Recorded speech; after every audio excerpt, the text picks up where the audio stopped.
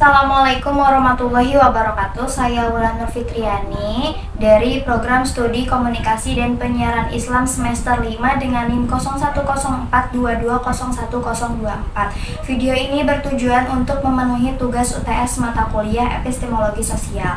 Nah, jadi di sini saya akan menjawab beberapa pertanyaan yang terdiri dari 5 pertanyaan.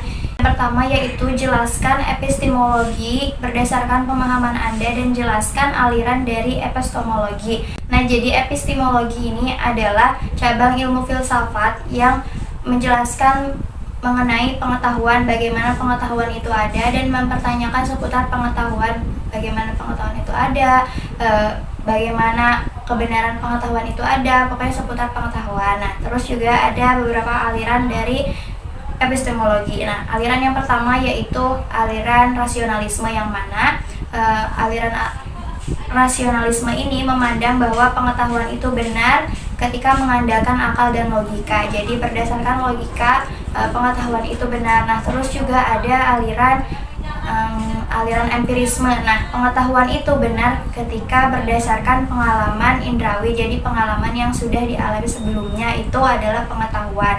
Nah, lalu yang selanjutnya yaitu positivisme. Nah, aliran positivisme ini memandang bahwa pengetahuan itu bisa dikatakan benar ketika pengetahuan itu berdasarkan pengalaman empiris dan metode ilmiah yang terukur. Lalu yang selanjutnya nomor 2 yaitu menjelaskan pengetahuan menurut aliran positivisme dan mengapa aliran positivisme menyebut sosiologi sebagai fisika sosial. Nah, mengapa aliran positivisme menyebut sosiologi sebagai fisika sosial? Karena aliran positivisme ini adalah aliran yang menyebutkan bahwa pengetahuan itu harus secara terukur berdasarkan fakta, data, pokoknya terukur berdasarkan angka. Nah, itu bisa dikatakan pengetahuan berdasarkan positivisme. Nah, jadi mengapa disebut fisika sosial? Jadi salah satu tokoh dari positivisme yaitu Auguste Comte ini berpandangan menginginkan bahwa sosiologi ini harus seperti positivisme, yang mana setiap aturan yang terjadi di masyarakat, setiap kejadian di masyarakat itu secara jelas dan pasti gitu, seperti hukum pada fisika. Nah, gitu. Terus juga yang nomor 3 yaitu pertanyaannya, jelaskan mengapa pengetahuan menurut pendapat Karl Popper itu bersifat progresif dan terus mencari falsifikasinya, bukan sesuatu yang bersifat final sebagaimana kaum positivistik.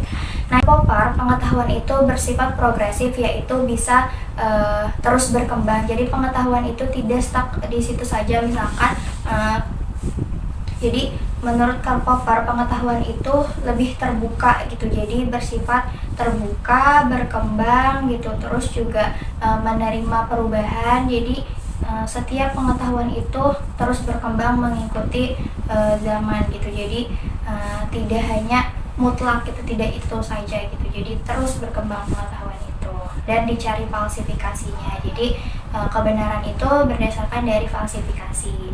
Jadi kebenaran diuji falsifikasinya. Nah, terus yang nomor 4 yaitu jelaskan mengapa menurut pendapat Thomas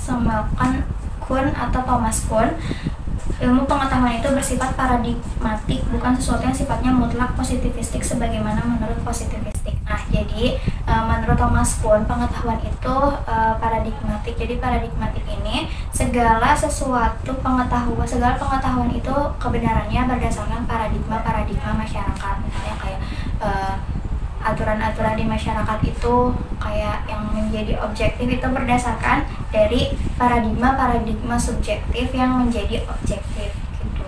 Nah, jadi pengetahuan itu berdasarkan paradigma yang terus berkembang, jadi tidak hanya. Nah, jadi pengetahuan itu tidak mutlak karena paradigma setiap masyarakat, setiap orang itu pasti berubah. Nah, begitupun pengetahuan yang dipandang oleh Thomas Kuhn.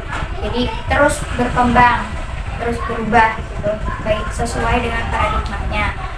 Terus juga selanjutnya yang nomor 5 yaitu pertanyaannya, apa perbedaan verifikasi dan falsifikasi. Nah, jadi kalau verifikasi ini adalah memandang kalau pengetahuan itu berdasarkan apa yang dilihat Jadi misalnya nih contohnya misalnya contohnya yaitu wanita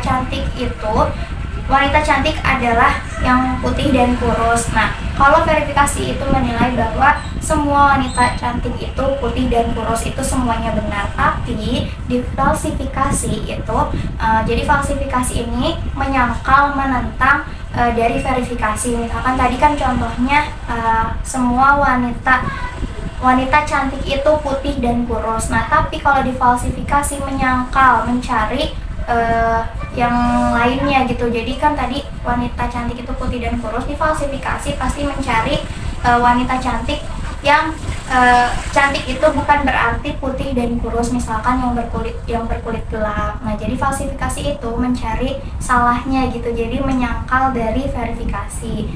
Nah, akhirnya itu menjadi kebenaran Jadi kebenarannya itu berdasarkan falsifikasi. Nah, mungkin itu saja yang bisa saya sampaikan. Kurang lebihnya mohon maaf. Terima kasih, itu berdasarkan yang saya pahami. Terima kasih. Wassalamualaikum warahmatullahi wabarakatuh.